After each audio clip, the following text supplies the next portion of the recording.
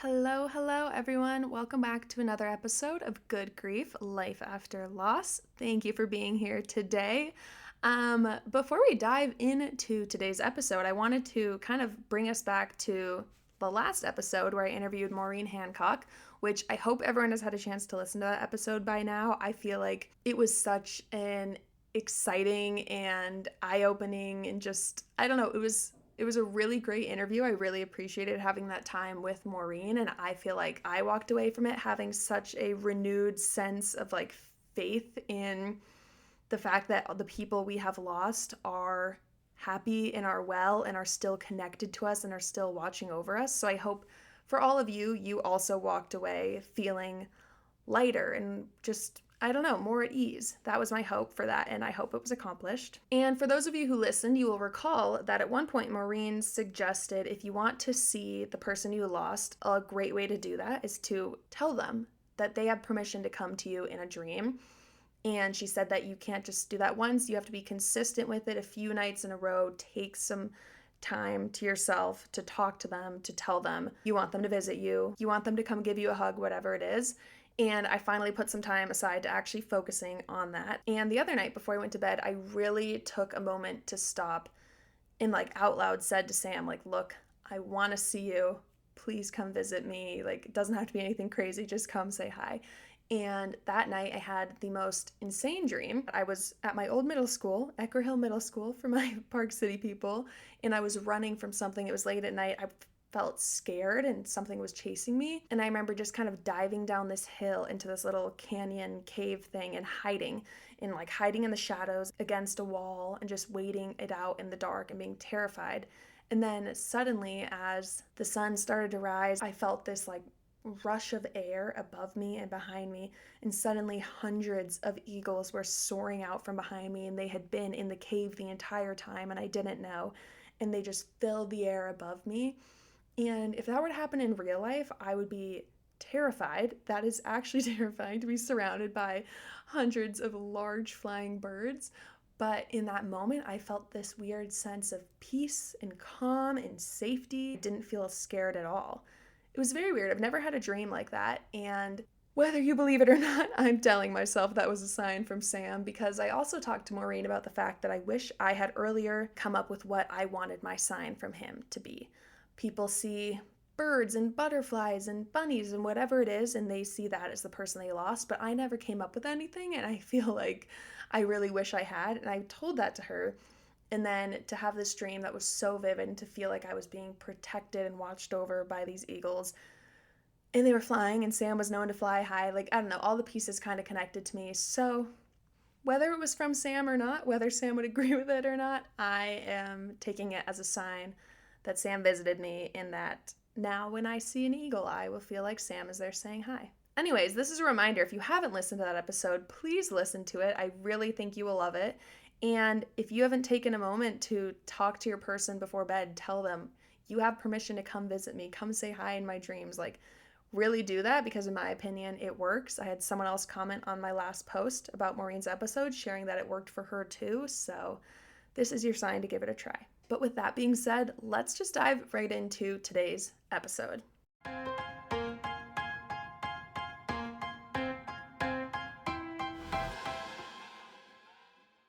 So for me, sometimes I feel like I forget that my experience of losing a brother at a young age is not the majority.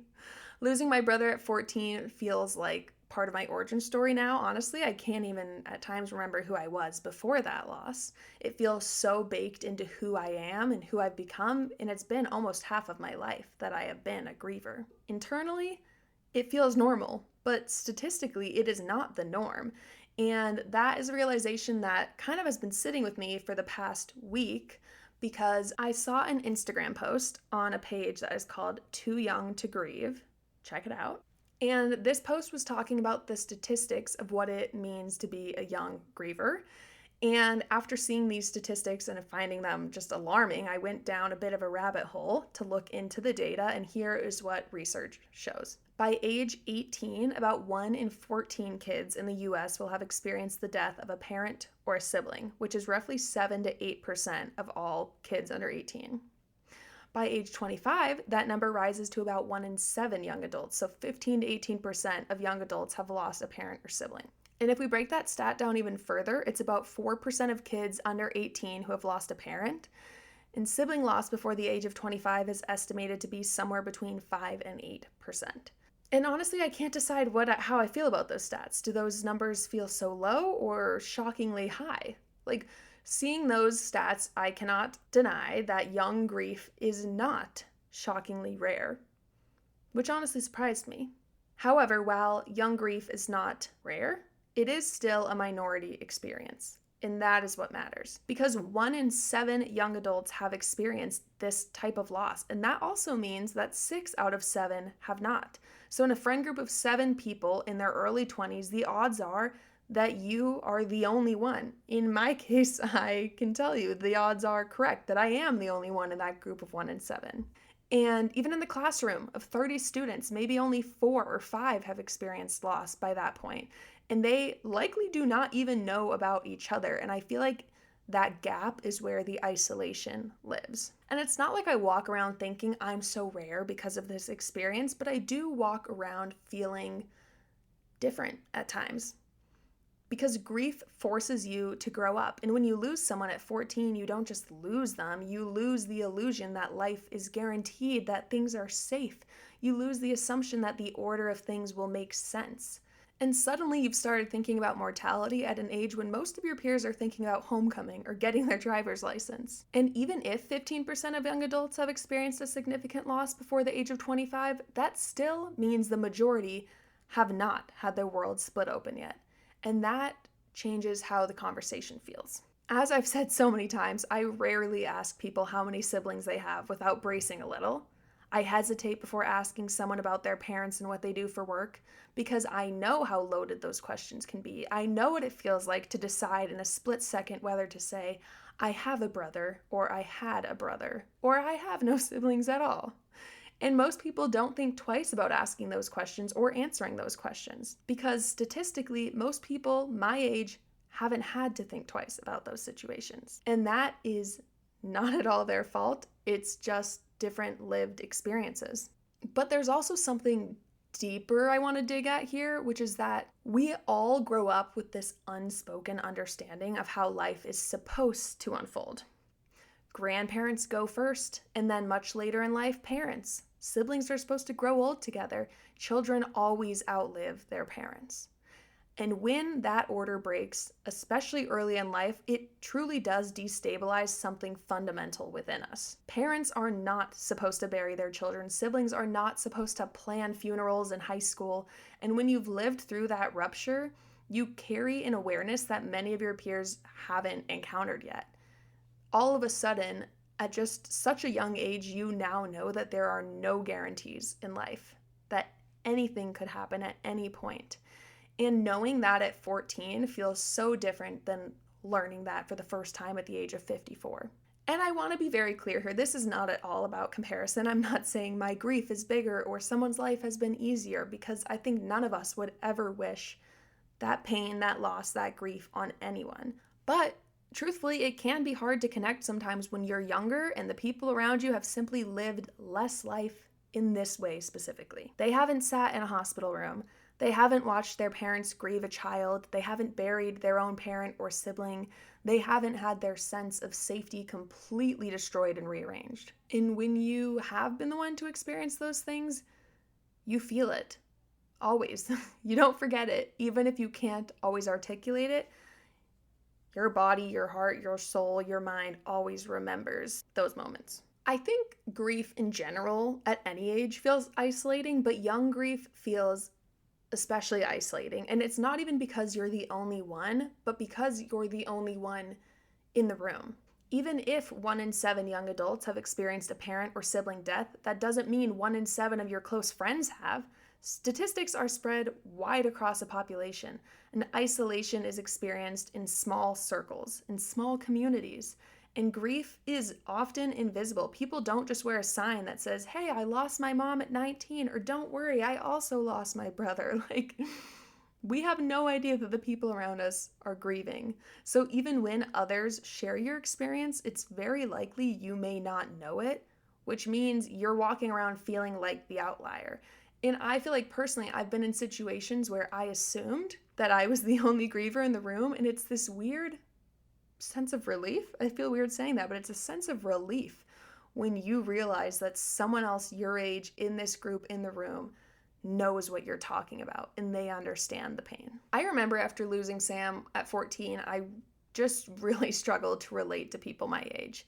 And it's not because I thought I was better or because I thought they were shallow. I just suddenly felt older, like something in me had accelerated rapidly. Because when you confront death so early on in life, you also confront the fragility of life at that point. Suddenly, you see your parents as human. You understand that life can change in one phone call, in one instance, and that awareness is so heavy that it does age you, whether you like it or not. And when most of your peers haven't had that reckoning yet, you feel slightly out of sync. And for me, honestly, I feel like I always felt like as a young person I had this sense of maturity and I enjoyed talking to adults. It didn't make me uncomfortable. But suddenly after losing Sam, like I felt so much more comfort having conversations with people who were 2-3 times my age, who felt like they had lived those experiences, or they at least had the maturity to talk about my experience with me. And I don't blame any of my friends. What 14-year-old knows how to talk about death and grief and loss? Like I'm almost 25 and I still don't know how to have those conversations with people in my life. Anyways, maybe the truth is that young grief isn't extremely rare. Maybe the truth is that it's a minority experience, and minority experiences shape you in ways that the majority doesn't understand. So if you felt othered by your loss, if you felt like you grew up way too fast, if you felt like you've carried something invisible that most people your age are not carrying yet, you're not imagining that, obviously. The numbers support that feeling. And I don't say that to make you feel rare or special in a dramatic way, but hopefully to validate that feeling of it being so lonely.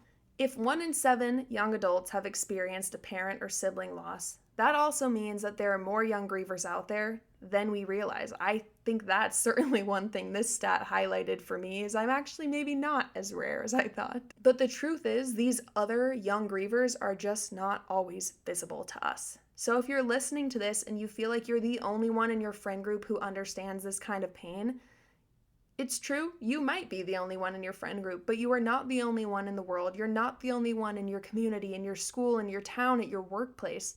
And I feel like maybe part of what this podcast is trying to do is to make that invisible minority feel a little more seen. And honestly, I think my advice to you is don't be scared to share your loss with others. I feel like you might be surprised that you aren't alone. You aren't actually the only one who's felt this pain. And once you start to open up and share about your loss, others around you will suddenly do the same. And by doing that, we're able to build this small little community of grievers, of people who understand, of people who are also in the minority. So I hope this episode maybe provided a little bit of comfort, maybe helped you feel less alone. I found these stats really interesting to me, and they kind of gave me a new perspective about young loss, so I hope it did the same for you.